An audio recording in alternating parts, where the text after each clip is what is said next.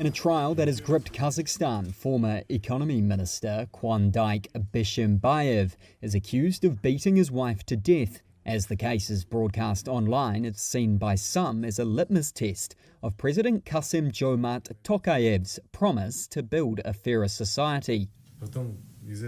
Footage has been played in court of the former government minister repeatedly kicking and punching 31-year-old Sultanat Nukanova, who was found dead last November in a restaurant owned by a relative.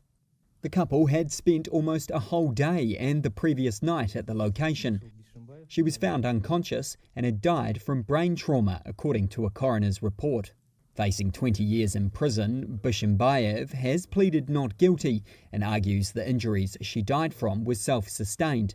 Bishimbayev is seen as a typical member of the country's wealthy ruling elite, and people fear even if he is found guilty, he may escape punishment, as was the case with a previous conviction. Other members of the elite have also swerved criminal punishment, feeding distrust of the legal system. The oil-rich nation is traditionally a conservative, patriarchal country, but since taking office 5 years ago, Tokayev has pledged improved rights for women.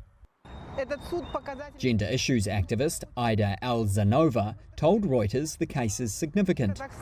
She says with society watching, it will deliver the verdict on the court system, the legislation and its application regardless of the verdict. Domestic violence has become a hot-button issue for Kazakhs, with government data showing 1 in 6 women has experienced violence by a male partner. In 2017, Kazakhstan decriminalised domestic violence, a move critics say has only discouraged women from lower-income families from reporting it. A bill reversing that is now before Parliament.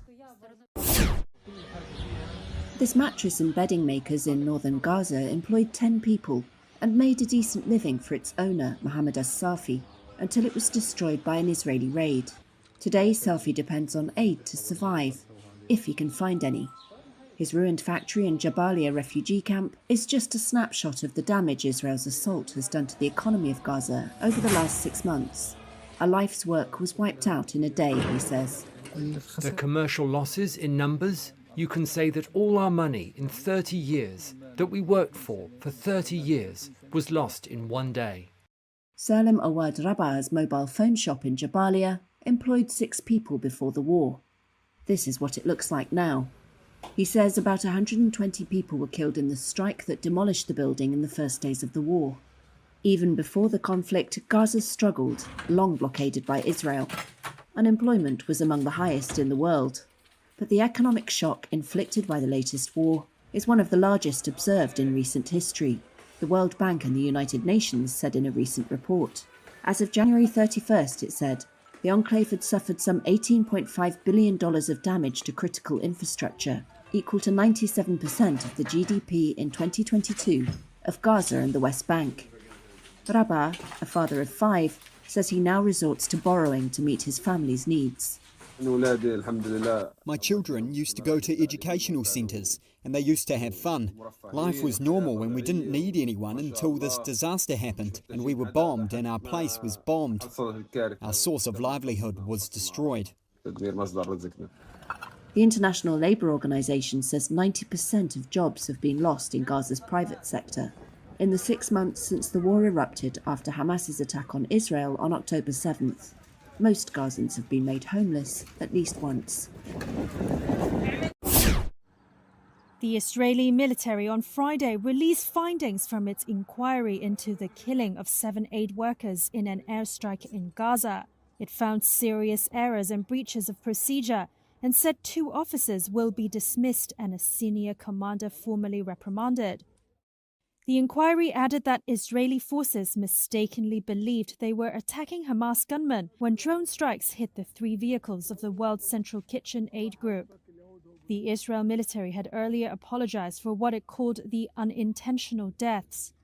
World Central Kitchen released a statement shortly after Israel published its findings, demanding an independent commission to investigate. It added that the Israeli military could not credibly investigate its own failure. The killing of the aid workers has angered even some of Israel's closest allies, including the US administration. leaving it increasingly isolated. Public opinion among close allies like Britain, Germany and Australia has also swung against the Israeli campaign in Gaza. Leaders have become more critical too. And what isn't good enough is the statements that have been made, including that this is just a product of war. US President Joe Biden, under growing pressure from his own supporters to end the fighting, has said he was outraged by the convoy attack.